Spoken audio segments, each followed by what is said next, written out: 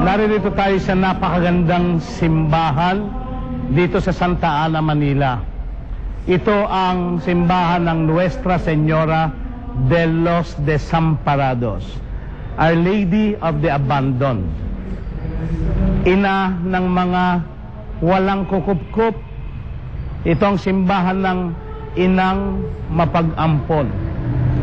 At dito natin ginaganap ngayon ang ating sama-samang pagninilay sa ikalimang hapis ng mahal na Birheng Maria, si Maria sa paanan ng krus.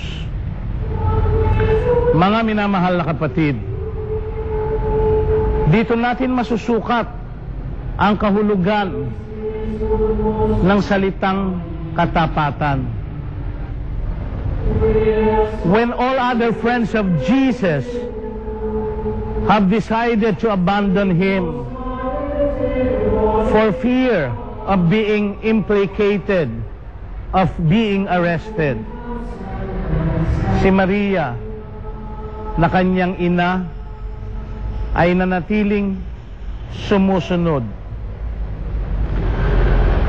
She endured that pain because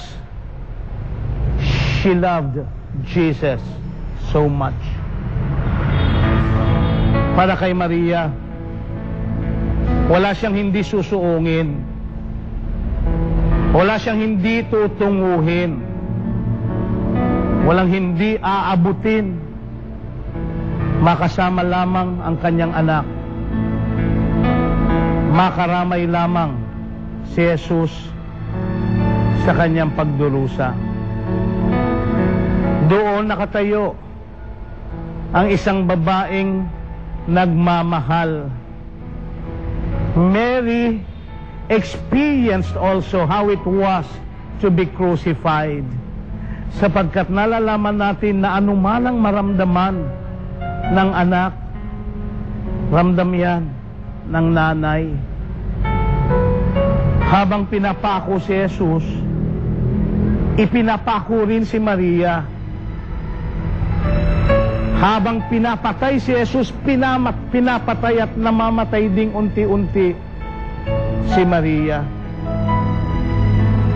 Hindi madali para kay Maria na makitang ang kanyang anak na minahal, kinalinga, inuluwal, binigyan ng buhay, ay unti-unting namamatay sa kanyang harapan. Mary experienced death at the foot of the cross. Ito si Maria sa gitna ng hapis, sa gitna ng pagdurusa, nananatiling matatag, lumalaban, at pupuntahan, sisikaping marating ang kahit na ano pa mang pinakamahirap na akyating bundok.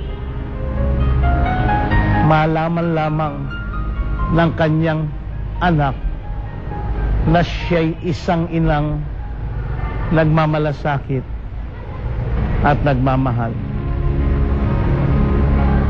Mga minamahal na kapatid, habang ating pinagninilayan itong ikalimang hapis ng ating mahal na ina, pagnilayan din naman natin ang ating kakayahan o limitasyon. Mary would endure. Mary would not surrender. Mary would not give up because she loved Jesus. Tayo, hanggang saan natin kayang samahan ang ating mga mahal sa buhay? Hanggang kailan natin kayang magtiis? Hanggang kailan natin kayang ipadama ang ating pagmamahal? Hanggang saan tayo aabot?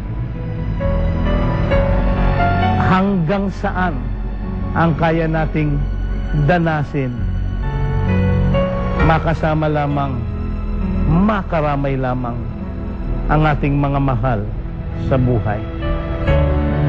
Pagnilayan natin, mga kapatid.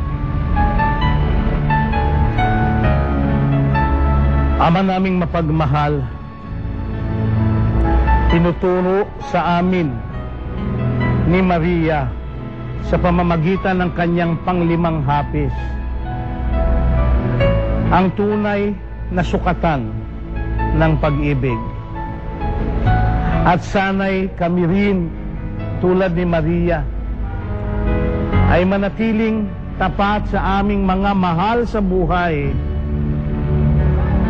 Kayaning sila ay damayan kahit gaano kahirap at kahit ano pa ang dapat na maging katumbas nito. Give us the endurance of Mary.